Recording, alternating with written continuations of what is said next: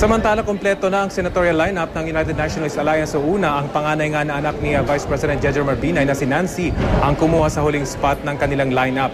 Ang iba pang mga kakandidato sa eleksyon 2013, sunod-sunod na rin naghain ng kanilang Certificate of Candidacy kahapon. Balitang hati ni Tina Panganiban Perez. Nakalaban sign pa si dating Senator Jamie Madrigal na maghain ng kandidatura sa pagkasenador sa ilalim ng Liberal Party.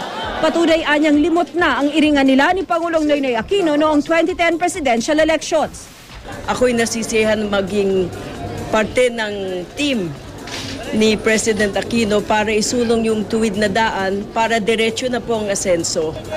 Naging palaisipan sa ilan kung bakit 3 lang sa mga pambato sa Senado ng administrasyon ang orihinal na miyembro ng Partido Liberal. Partikular na naging usap-usapan ng hindi pagkakasama sa lineup ni Deputy House Speaker Erin Tanyada. Sa isang pahayag, sinabi ni Tanyada na gaya raw na nabanggit ng Pangulo, totoong sinakripisyo niya ang sarili para magkaroon ng malayang kamay ang presidente sa pagpili ng mga bubuo ng tiket ng administrasyon.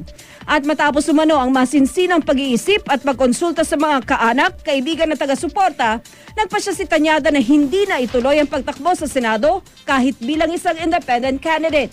Kasabay nito ay nagpasalamat siya kina Vice President Jejomar Binay at ating Pangulong Joseph Estrada ng United Nationalist Alliance o UNA, gayon din sa Makabayan Coalition sa pag-anyaya sa kanya na sumama sa kanilang tiket. Gayunman tinanggihan niya ang mga imbitasyon dahil naniniwala raw siya sa pagpapatatag ng mga partidong politikal.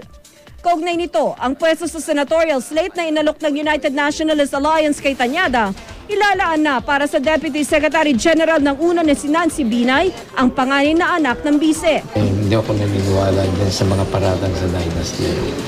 Dahil sa may qualification naman, may kakayahan naman, mayroon naman panggagalingan.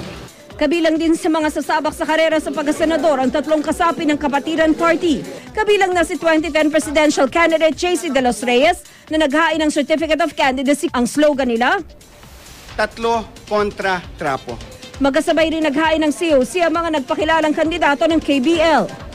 Ang aming layunin po ay magkaroon ng tunay na pagbabago. At ang tunay na pagbabago nagsisimula sa loob, hindi sa labas.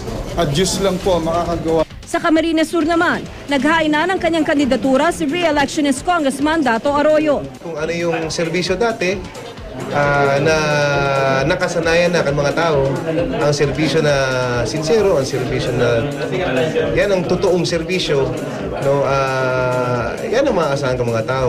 Ang kuya naman ni Sarangani Representative Manny Pacquiao na si Roel, tatakbong kinatawa ng unang distrito ng South Cotabato. Posible raw niyang makaharap si General Santos Mayor Darlene Antonino Custodio. So wala nang ayawan, naka-file na tayo. Yun talaga gagawin natin, makakampanya tayo para manalo.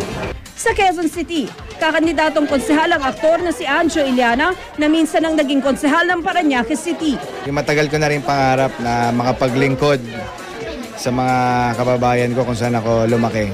Re-election naman ang target ni Tacloban City Mayor Alfred Romualdez at ng asawa niya at dating aktres na si Tacloban City Councilor Cristina Gonzales. Tina Panganiban Perez, GMA News.